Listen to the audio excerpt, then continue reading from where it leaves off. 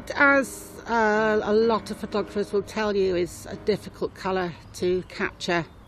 It certainly took me a very long time, a couple of years I think, before I could really do it, I think, because I was having trouble.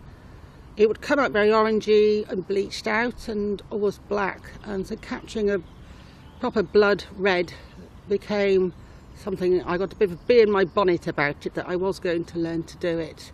So this is a picture of the colour red, not the picture of a red object, it is a red picture, because I had such fun and games doing it. I snapped this in Aberystwyth. It's shot through a red glass ball which I got from a light catcher from a tourist shop on the seafront. Went down to the rock pools and put it on top of the stones with the water running over it, and photographed the stones through the red glass ball. Lighting conditions were beautiful, bright sunny day, lots of light to play with, and I was happy with the result. I'm very interested in the whole notion of colour. It's very difficult to describe colour. As soon as you start making references to other things. So, for example, if you're talking about green, you say, well, it's like leaves, it's like grass. If you're talking about blue, you say it's like the sky, it's like a lake on a sunny day. So when I wrote the poem Red, there are a lot of stereotypes about the idea of the colour of red, and I think red is a very significant colour for women, primarily, I guess, because of the notion of blood. When we met to actually do this collaboration, artists and poets, it was a very hot day and we were in a very tiny room and we'd never met each other before, and some of the poets had the opportunity to read some of their work, and I read the poem Red.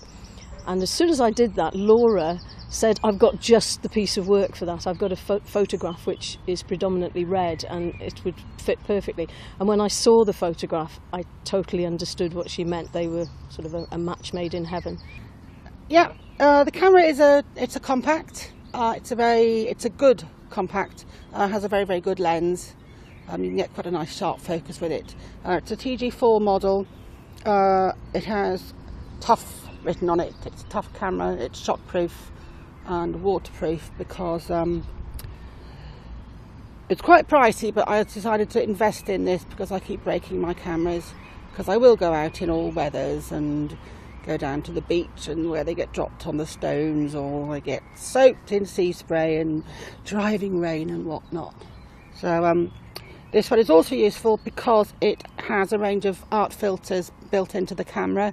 You can get similar effects with Photoshop, but for me that didn't really work. I much prefer to do the field work with the camera, and it has an art filter which creates symmetrical images, which is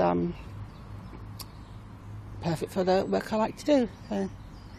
The directness of it and the freshness of the language and the sort of honesty, and there's a real no-nonsense feel about Pat's poem. I like red. I think it's got an energy, and I think it's a good colour to wear. I'm wearing red today, especially for the occasion.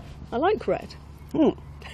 Yeah, red, as in your poem, is danger, isn't it? And it represents primal energies. And traditionally, that's what we're led to believe, aren't we? That red is danger, but red is also love. Red is the colour of hearts and romance. And sex romantic as well. And sex. Here we go. The dodgy part of red.